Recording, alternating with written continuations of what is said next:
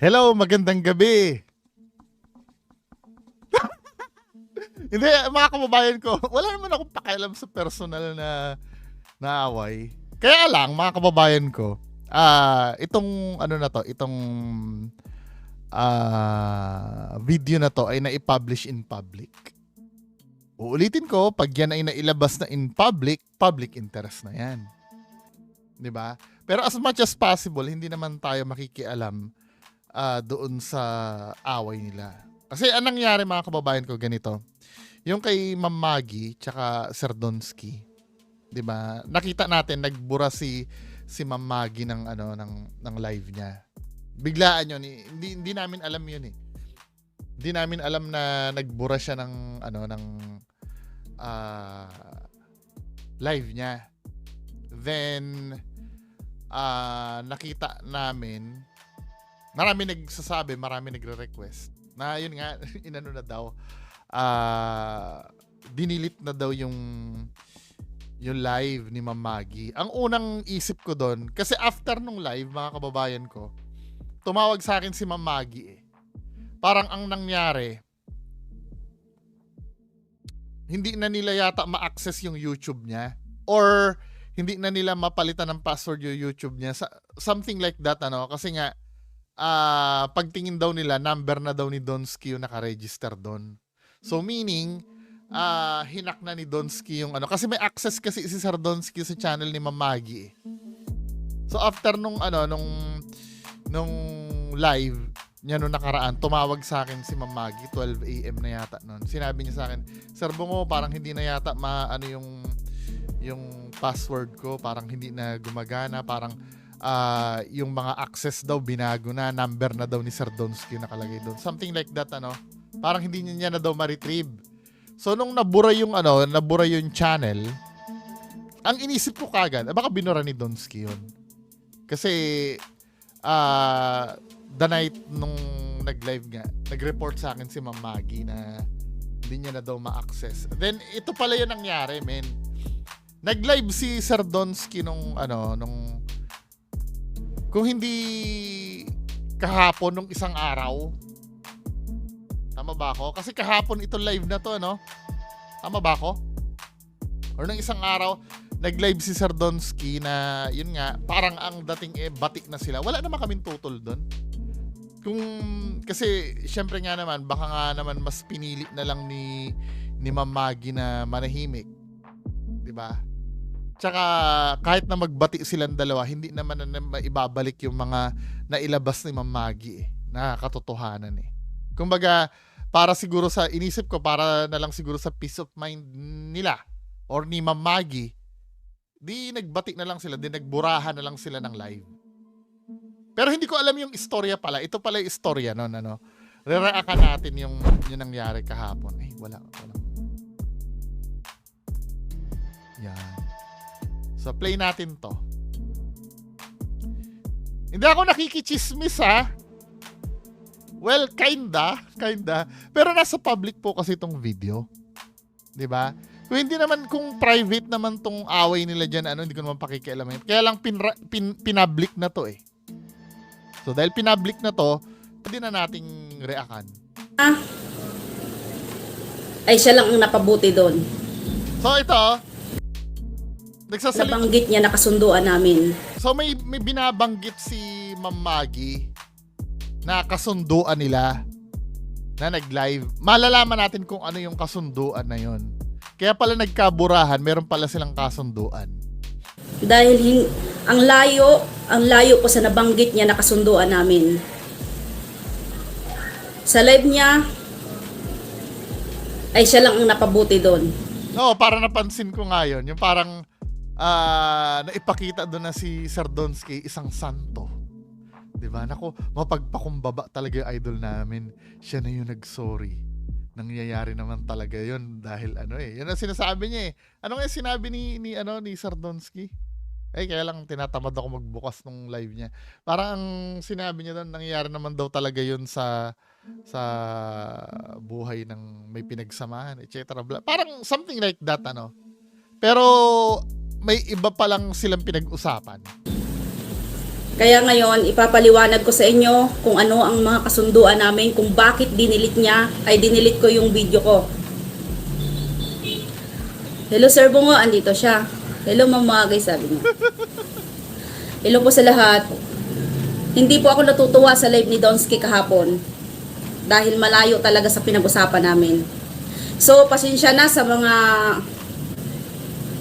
solid supporters dyan ni Donsky, ang nagmamahal sa kanya. Isa-isahin ko po ang mga nangyari, kung bakit nangyari ang lahat. Unang-una, kaya ako dinilit ang video ko dahil after ng live ko, Siya pala mismo yung nag-delete. kinaumagahan, kinuntak niya yung kaibigan ko. Kilala niya yon, yung kaibigan ko sa Nueva Ecija. Kinuntak niya, kinuha niya yung number ko. So, tumawag siya sa akin. Guys. Hindi ko sana siya sasagutin dahil sa mga nangyari. So ito, nagmakaawa siya. Nag-chat siya doon sa kaibigan ko na kung pwede daw kausapin daw niya ako. Ganon. So, sinagot ko yung mga tawag niya. Ito ang nangyari guys. Nagmamakaawa siya. Nagmamakaawa na i-delete ko yung live ko. Ito, ang rarakan ko lang base lang dun sa kwento ni Ma'am Maggie ha. Ipagpapalagay ko na ito ay totoo. Siyempre, wala pa naman na ipapakitang ebidensya. Pero sinasabi ni Ma'am Maggie kasi, may voice recording daw sila. Pero ang rarakan ko lang dito, yung sinasabi ni Ma'am Maggie. Ha? Baka sabihin nyo, bias ako eh. Kinda, kasi nga, di ba, alam naman natin na tayo ay kritiko ni Sir Donsky. Di ba? Kaya titingnan natin kung babalansin naman hanggat maaari. Di ba? Pero this time, ang pakikinggan kasi natin side muna ni Ma'am Maggie. Kasi nakapagsalita si Sir Donsky nung nakaraan. Umiiyak siya. Nagmakaawa dahil sirang-sira daw, wala na daw siya kikitain. Naubos daw lahat ng sponsor niya. So, wait. Paano wala kang kikitain? Ang laki-laki pa rin ang views mo, men. Paano walang kikitain? Ibig mo sabihin, kumikita ka lang dahil sa sponsor? Yun lang ba yung batayan sa'yo? Ito yung mahirap sa sa pagbablog pag ginawa mo na talagang kabuhayan. Unang-una, peke na nga ang ginagawa mo, tapos yun ang kinakabuhay mo na hindi mo naiisip na just in case na pag na-booking ka, mayayari ka. 'Di ba? Parang namang naging kasalanan pa nung nag-expose sa'yo yun. Ito yung madalas na nagiging problema ko sa sa mga supporter na bobo nito ni Sir Donsky. Parang kasalanan pa nung nag-expose na mawala ng audience yung idol nila or bumagsak. Kasi ayokong gamitin yung term na bumagsak kasi hindi naman talaga layunin na bumagsak. 'Di ba? Wala naman tayong pinapabagsak dito, pinapalabas lang natin yung totoo. Para kasing malaking kasalanan na sabihin mo yung totoo sa mundo ng mga bobong supporters ni Sir Donsky. Malaking kasalanan na sabihin yung totoo. Kapag sinabi mo kasi yung totoo, parang ayaw nila mapigil yung illusion na yung idol nila totoo. No? Where in fact naman na natanggap naman na nilang peke, basta importante may entertain lang sila. So, ito, Donsky, total hindi ka tumupad sa usapan natin. 'Di ba? Sinabihan kita, gusto ko sa bibig mo mismo lumabas ang katotohanan. Sinabi ko sa iyo na huwag mong antayin na sa akin mismo lumabas. Ito na, nagmakaawa siya guys. Umiyak ng umiyak. Nakiusap sa akin na wala na daw siya kikitain. So ako, kasi sobrang bait ko sa kanya, syempre may pinagsamahan kami. So inamo-amo niya ako. Pero feeling ko mahal pa rin ni Ma'am Maggie. Feeling ko lang. Kasi kung matigas ka na Hindi naman siguro mahal na as romantic, ano? Yung merong, kasi katulad ng sinabi, pinagsamahan nga. Pero konti, may romantic love pa rin to si Ma'am Maggie. Feeling ko lang. Namu-amo ako na sabi niya, total may pinagsamahan naman tayo. I-delete mo na lahat ng Kasi nadadala siya eh. 'Di ba? Nadadala siya kay Donsky. video mo. So ako naman ito, sa sobrang bait, sa sobrang kabaitan ko, naging tanga na naman ako sa kanya. Sa kasunduan, guys. Sabi ko, hanggang ang mangyayari dito, sabi ko, i-delete ko yung live ko na yon, pero may kasunduan tayo. Okay, sabi niya, anong gusto mo? Anong gusto mong gawin ko? So, sabi ko sa kanya, mag-live ka. Kasi total, siya naman unang nag-delete ng live niya eh. Hindi ko naman siya sinabihan, i-delete niya. Kasi andito na tayo eh. 'Di ba? So, una niyang dinilit ang live niya. After ko ng live ng gabi. So, ito na nangyari. Sabi ko, sige, kung gusto mo talaga, kung bukal sa loob mo, itong panghihingi ng sorry sa akin, sabi niya sa akin, sabi ko, sige, mag-live ka. Lahat ng mga sinabi mo sa live mo na paninira mo sa akin, lahat ng mga sinabi mo doon. Dahil, alam mo ba, Donsky, sirang-sira ang pagkatao ko ngayon. Sa kagagawan mo. May bugok na Simply Just pa dyan na nagko-comment na ikaw hahabol-habol ngayon kay Donsky. Tanga talaga, ano? Basta follower ng Ghost Hunter, tanga. Ghost Hunter na si Donsky, ano? Basta follower ni Donsky na Ghost Hunter. Baka mamaya sabihin nyo lahat ng follower. Hindi. Erase. Basta follower talaga ni Donsky. Tanga-tanga. I mean, pagka yung supporter, babaguhin ko na naman uli. Ayoko sabihin follower kasi ako naka-follow din dyan eh. Ano na lang, lahat ng mga supporter ni Donsky, mga sumusuporta kay Sir Donsky. 'Di ba? Tanga-tanga talaga. Hindi niya alam yung sinasabi yung Simply Just dyan na nagko-comment dyan. Naalala ko lang. Yung dating mga supporters ko na nire-respeto ako, ngayon binabastos nila ako. Nagsisin sila ng mga bastos na video. Dahil sa gagagawan mo na yan. Wala talaga, grabe talaga yun, men, ano. Kasi doon sa live na yun, parang pinalabas niya santo siya eh.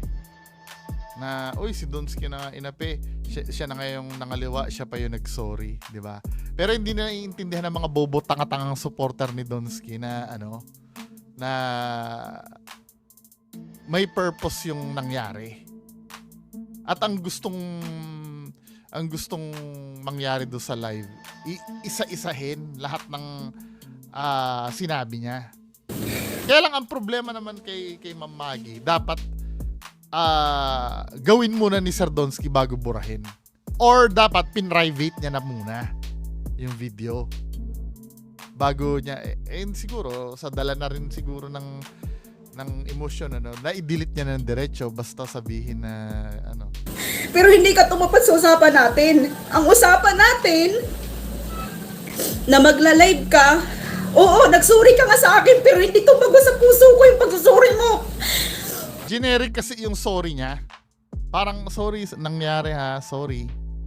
Pero hindi niya in-identify doon na, sorry dahil nagawan kita ng kwento, sorry dahil nag-imbento ako. Dapat ganun nga, yun nga hinihiling eh. At the same time, para malinis din yung pangalan ni Ma'am Maggie. Di ba? Hindi tumagos. Pati mga kapatid ko nanonood sa live mo. Pagiging selfish kasi yun eh. Sorry guys. Grabe naman kasi yun, sabihin yung kumakatok pa daw sa motel.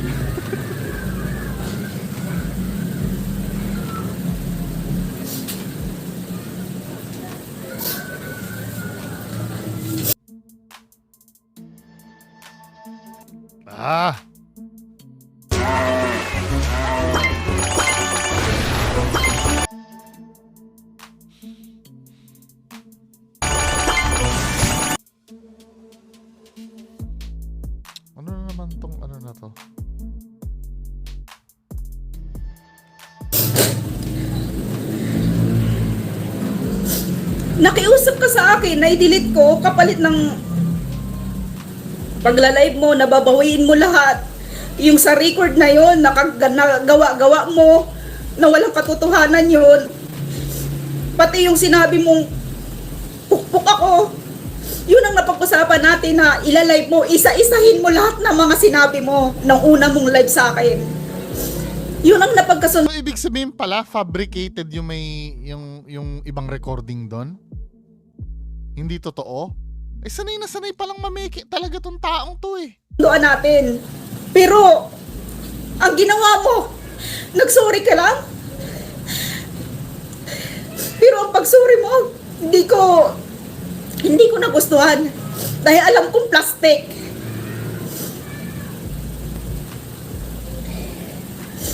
Nagmakaawa ka sa akin na i-delete ko. Guys, kung gusto nyo ng proof, mula nang tumawag siya sa akin, siguro 1 oras kami nag-usap. Nagmakaawa siya sa akin dahil pinagmumura ko na siya. Nagmamakaawa, iyak ng iyak. Lahat ng pinag-usapan namin, guys, mula umpisa ng pag-uusap namin na record ko. Nako. Kaya, sabi ko sa kanya, wag mong antayin na ilabas ko pa yon, na record na yon. Inamin mo doon na gawa-gawa mo lang lahat. Pero nagmakaawa ka sa akin. Pero ang gusto ko mangyari, Gawa-gawa lang pala lahat ni Sir Donsky. Kita nyo kung paano kayo pinapaikot ni Sir Donsky, mga fans. Hindi, actually nga, common sense na lang ang gagamitin nyo dyan eh. No? Hindi ko alam kung bakit hindi nyo pa rin matanggap sa sarili nyo na niloloko lang kayo ng idol nyo. Kayo naman, salo kayo ng salo. So sabihin nyo, hindi, okay lang naman eh, entertain kami. Then dito, niloko na naman kayo dahil gumawa pala ng peking, ano ba yung piniplay niya na yon? Gumawa, ang problema kasi kay Sir Donsky, iniiwasan niyo yung issue eh. Alam mo, Sir Donsky, from the moment na umamin ka lang, wala nang papansin dito sa problema yung dalawa ni Ma'am Maggie. Umamin ka lang, anong pakialam na namin sa away nyo? Wala na kaming pakialam dyan. Kaya lang nakikita kasi dito na patagal ng patagal, napuprove na sinungaling ka talaga. hindi mo ginawa. Sinira mo ang dignidad ko. Sabi ko sa'yo, hindi tayo magiging okay hanggat hindi mo binabawi lahat ng mga pinagsasabi mo na yon. Ang sakit para sa akin, nanahimik ako. Sabi ko sa'yo, ayoko na ng gulo. Kasi alam mo ba yun? Pati pamilya ko naapektuhan, mga anak ko, apektado na sila. Sa mga kapitbahay ko dito, nanonood sila, alam mo yan. Well, nakuha na natin yung gist nung yun nangyari. So, ang nangyari kasi, nagkaroon sila ng kasunduan ni Ma'am Maggie. Kasi, di umano ha? Kasi hindi pa naman na ipapalabas yung voice recording eh. Pag pinalabas yon, hindi pwedeng i-demanda si Ma'am Maggie ng wiretapping doon. Alam niyo kung bakit? Kasi nauna si Sir Donsky na maglabas ng ng private conversation din ni Ma'am Maggie eh. Ang mangyayari noon, clean hands doctrine. Parang ganito yan mga men, no? Papaliwanag ko sa inyo. Ano ba yung clean hands doctrine? Ito naman, hindi ako legal expert ha. Hindi ako legal expert. Pero ganito yung pagkakaalam ko sa clean hands doctrine. Halimbawa, nilibel kita dito, no? Sino ba nandiyan sa baba? Halimbawa, si Sir Rafi Medina. Sabi ko kay Sir Rafi Medina. Sir Rafi Medina, addict ka, nagsasyabu ka. 'Di ba? Libelous yun. Siniraan ko si Sir Rafi Medina. Ngayon, ang ginawa naman ni Sir Rafi Medina, ikaw bungo, nakita ko, smuggler ka pala ng shabu. 'Di ba? Smuggler ka ng shabu. Gumanti siya sa akin, nag-libel din siya sa akin na hindi niya kayang patunayan. Ngayon, ang gagawin ko, ididemanda ko siya ng libel si Sir Rafi Medina doon sa sinabi niya sa akin.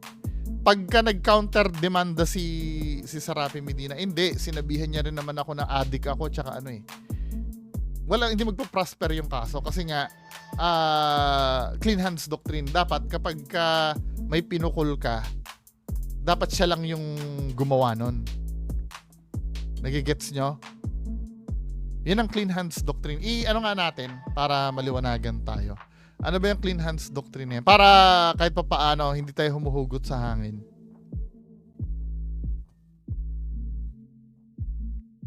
Clean Hands Doctrine Philippines. Ito yan, ano? Ang ayon dito sa Clean Hands Doctrine, the legal principle of coming to court with clean hands is a fundamental concept in many legal systems. It requires that a party seeking relief from a court must not have engaged in any wrongful conduct related to the matter at hand.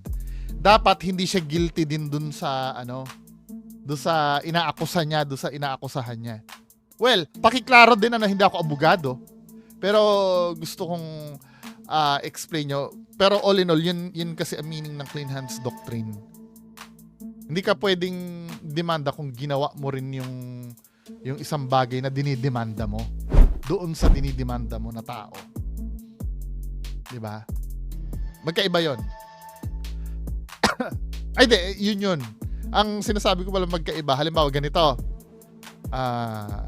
Siniraan ko si Sir Rafi Medina. Then si RBS, siniraan ako. Didemanda ko si RBS. Pwede ko siya idemanda. Kasi hindi naman kami nagbalikan ng siraan Nagigets nyo? Pero kung siniraan ako ni RBS, siniraan ko din siya. Then ididemanda ako ni RBS dahil siniraan ko siya. Hindi pwede. Dahil ikaw na unang nanira sa akin Kailangan patunayan ko din sa korte yun. Madidismiss yung kaso. Sa clean hands doctrine. Well, pakiklaro baka mamaya mali ako, hindi po ako legal expert. Pero naririnig ko na yung clean hands doctrine na yan sa panahon ni FLM nung nakikipaglaban kami. Kasi dati, ididemanda daw kami ni FLM dahil sinisiraan daw siya. Pero kung anong pinagsasabi din ni FLM laban sa amin online. Diba? So, yun, men. Ngayon, pag nilabas ni Ma'am Maggie, balik tayo dito. Pag nilabas kasi ni Ma'am Maggie yung conversation, hindi na siya immune na siya dyan. Kasi nga, ginawa na ni Sir Donsky yan sa kanya bago niya paggawin Yun ang kaya mas maganda sana nilabas na ni Ma'am Maggie. Pero siguro, gusto kasi ni Ma'am Maggie na galing mismo sa bibig ni Sir Donsky yun. Na isa-isahin na ipawalang bisa yung mga sinabi. 'Di ba? Yung sinabi na pokpok, mag-sorry ka doon, bawiin mo. Yun ang kondisyon nila. So ito pala yung kasunduan. Binalikan ko kasi mas maganda dito sa mismong channel ni Ma'am Maggie yung yung mapakinggan natin Itatapos ko na sana pero gusto kong marinig sa inyo yung part na pinapabawi din ni Donsky yung na yung sinabi ni Ma'am Maggie na scripted siya. Nabawiin mo lahat ng mga sinabi mo kasi puro ka sinungalingan yung pinagsasabi mo. Bakit hindi mo maamin na gawa-gawa mo lang yung kwento na yon dahil magmumukha kang sinungaling sa mga sumusuporta sa'yo? Ito yung problema kasi, Finifix kasi ni Sir Donsky yung problema sa bagong kasinungalingan na naman. Na hindi mag-hold yun, men. Di ba? Mag-come clean ka, mahal ka naman ng mga supporters mo Pag nag-come clean ka Kaya hindi mo maamin-amin yan. Dahil lalabas sa sinungaling ka sa oras na inamin mo. Inimbento yung mga evidence. Kaya nga feeling ko yung nagsasalita na nagbabasa, imbento din yun Nakita ko yung yung pagbabanta niya kay Johan na tinatanong niya sino ba yung tinatanong mo doon? May screenshot kang sinend kay Johan na tinatanong mo doon kung yung yung screenshot nung niyayaya na sex on phone ni Johan. Nandiyan pa ba sa'yo? Parang hindi maibigay nung ano eh. Hindi maibigay nung kausap mo eh. Ang ginawa mo na lang, pinagsalita mo na lang siya na pinagbasa mo ng script. Di ba? Ang usapan natin, dididelete ko dahil magla-live ka. Pero hiningaan mo pa ako ng kondisyon. Another kondisyon. Na sabi mo, Yeah, kondisyon. sige, magla-live ako. Hihingi ako ng sorry. At saka, babawiin ko lahat ng mga sinabi ko. Kapalit ng pagla-live mo. Sabi niya sa akin, guys, mag-live ka uli o kaya gumawa ka ng maiksing video na babawiin mo lahat ng mga sinabi mo na mga scripted ang gawa ko. So sabi Ito talaga si Donsky, ano? Yun lang pala talaga ang layunin niya. He doesn't give a shit do sa feelings ng kausap niya. Ang importante, mabawi na scripted siya.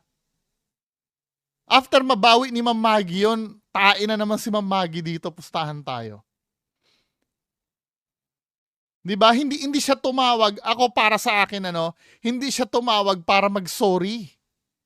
Tumawag siya para sa sarili niya lang. Para bawiin na scripted siya. Di ba? Wala na rin siyang pakialam. Feeling ko, yung live niya na ano, ang kinatatakutan niya lang naman sa live doon, yung nasabi ni Ma'am Maggie na scripted siya eh. Pero yung sinabi na nagjajakol siya or feeling ko okay lang yun eh. Di ba? Okay lang kasi madaling lusutan yun eh. Sabi mo lang, lalaki kasi ako, normal naman sa lalaki yan eh. Or yung pagiging dugyot, madaling lusutan yun eh. Pero yung scripted, yun kasi yung main focus ni Sir Donsky. Doon sa video, kaya niya pina-delete yung live. Makikita mo naman dito kung paano siya dito, tinan mo. at saka, babawiin ko lahat ng mga sinabi ko. Kapalit ng pagla-live mo. Sabi niya sa akin, guys, mag-live ka uli o kaya gumawa ka ng maiksing video na babawiin mo lahat ng mga sinabi mo na mga scripted ang gawa ko. Di ba? Maikli lang ang video ang need ni Donsky na binabawi ni Ma'am Maggie na scripted lahat ng ginawa niya. O di ba ano yan, sinungaling? Kaya yun lang yung layunin nun eh. He doesn't give a shit kung kung halimbawa siya ay as long as na tuloy yung niya, yung ginagawa niya, maisip ng tao na legit siya. Pero men, hindi mo ba nare-realize na alam na kahit mga mismong supporter mo, alam na peke ang ginagawa mo. Niloloko mo na lang yung sarili mo, men. Kahit sino nakaharap ko na maliban lang yung ng Indian sa akin, no? Pero kahit sinong supporter na nakaharap mo, aminado na sila na fake ka. Ang importante na i-entertain sila. Alam na nilang fake ka. Ano pa ba ang kailangan mong i-cover up niya sa ginagawa mo, men? So sabi ko sa kanya, guys, hindi ko babawiin yun dahil yun ang katotohanan. Diba? Sabi ko, kahit paano, kahit ganitong lang nating sitwasyon na to, magpakatotoo ka naman. Sabi ko, hindi ko babawiin yun dahil ako ang magmumukhang tanga, ako magmumukhang sinungaling sa mga pinagsasabi ko. Totoo naman, di ba? Totoo naman na, Donsky, magpakatotoo ka. Tapos sasabihin ng mga supporters mo, nanonood ng mga kapatid ko kahapon sa live mo. Sasabihin, mga nauto mo na naman, na ganun talaga, pag umaangat, hinihila pababa. Diba? Yun na nakakabwisit na, kahit ako din nabubwisit ako dyan. Sa mga sagutan ng mga supporter niya na ganun talaga, pagka umaangat, hinihila pababa. Gago, di ba? Sinasabi na nga sa kanila yung totoo, ano pa? Kasi ito kayo eh. Saan ba kayo? Ito kayo, mga supporter ni Donsky, ito yung kamay ni Donsky, o ginaganyan-ganyan lang kayo sa kamay niya. 'Di ba? Abay, magising na kayo, men. Well, choice nyo naman yan, ano? Kung hindi kayo magising yan, di bahala kayo. Pero patagal ang patagal, ginagawa nyo ng tanga yung sarili nyo, men, dyan eh. 'Di ba? Proven na sinungaling yung idol nyo. Kahit sa akin mismo, ako may patunay akong sinungaling yan. Paharapin nyo sa akin yan. Patutunayan ko sinungaling yung idol nyo. Di ba? Sinungaling yan, anak ng patola. Ano pa ba naman ang gagawin nyo dyan sa katarantaduhan na yan? Excuse me, Donske. Excuse me sa inyo, sa mga nagsusupport kay Donske. Hindi pa umaangat yan. Nananatiling sa babayan, kung alam nyo lang. Wala pang makain yan na maayos kung walang nagbibigay na sponsor. Magpakatuto ka, Donske. Yun lang hinihiling ko sa'yo. Bawiin mo lahat para maging maayos tayo. Bawiin mo ng mga pinagsasabi mo kasi binabastos ako ngayon. Cute ng pusa ni Mamo. Binabastos ako ngayon sa kagagawan mo. So, yun lang yung gusto kong marinig nyo, no? So, ang nakita ko dito sa, doon sa nangyari. Ito, part lang naman ni Mamagi to. I'm so sure pag dumaldal ka na naman at kinontra mo na naman to live ni Mamagi na to, gagawa ka na naman ng bagong kasinungalingan yan. Pero manonood pa rin kami sa'yo. Tingtingnan namin kung paano ka sumagot. Kung paano ka magkakabutas-butas sa sasabihin mo. Diba? Ano ba yan? Yun lang naman pala ang purpose niya kaya pa tumawag, pinapabawi yung scripted. Dahil kapit pa rin siya doon. Kasi yun na yung niya eh. Hindi ka ba nahihiya men sa sarili mo? Alam mo, nag-uusap kami dalawa ni Sir Lance, nila lahat ng mga legit na ghost hunters. May pag-asa ka pa naman na bumalik talaga. Aaminin mo lang yung nakaraan mo na nag-script ka. Kasi lahat naman tayo nakakapag-desisyon ng hindi tama sa buhay. 'Di ba? Makakapagsimula ka kung aamin ka. Pag umamin ka na. Kaya lang, iniisip mo siguro yung mga kabarkada mo dyan, sila Kuya Red yan, maaapektuhan pag umamin ka. 'Di ba? Lahat magdo-domino effect yan. Lahat kayo, peke na lahat. Pero nagsisimula na yung 'di ba? Nakita nyo na yung behind the scenes ni Reborn? Wait nyo yung kay Kuya Red. Kaya lang kay Kuya Red, I'm so sorry kahit pitpitin yung itlog ko. Gagamitin ko lang yung pag magkaharap na kami dalawa ni Kuya Red. 'Di ba? Kahit na nagsimula na kay Reborn na scripted talaga yung ginagawa nyo, ano ba talaga ang gagawin mo pa? Wala ka na sa barko, nasa salbabida ka na, Sir Donski. Aaminin mo na lang. Pag inamin mo yan, tapos na lahat to. Wala na kaming pakialam dyan sa away nyo ni Ma'am Maggie. Diba? Isa ka na sa idol namin. Panonoodin ka na namin as legit na ghost hunter. Umamin ka lang. Kaya lang, mukhang hindi mo talaga kaya, men. Hanggat hindi mo kakayanin niya na anuhin mo yung sarili. Hindi ako banal, ha? Kaya lang ang pinag-uusapan natin dito, yung yung larangan ng pag-ghost hunting. Kaya stick tayo doon. Diba? Sa bagay, nasa sayo pa rin naman yan. Kung titigasan mo ng titigasan yan, mas lalo ka malulubog yan, men. Maybe may mga supporter ka ngayon. Ang tanong, ilan na lang sila na nagmamahal sa'yo? Huwag mong hayaan na Alam mo, mas lalo ka mamahalin pag naging totoo ka. Sasabihin mo na, sorry kasi dati dala lang ng diba? Syempre, social media, ganun lang naman ang Sa dinami-daming kabulshitan ang ginawa mo, napatawad ka ng mga yan, yun lang sasabihin mo yung totoo, hindi mo magagawa. Ano ba? Anyway, mga kababayan ko, kayo nang bahala dyan. Yun lang po, maraming salamat. Bye-bye.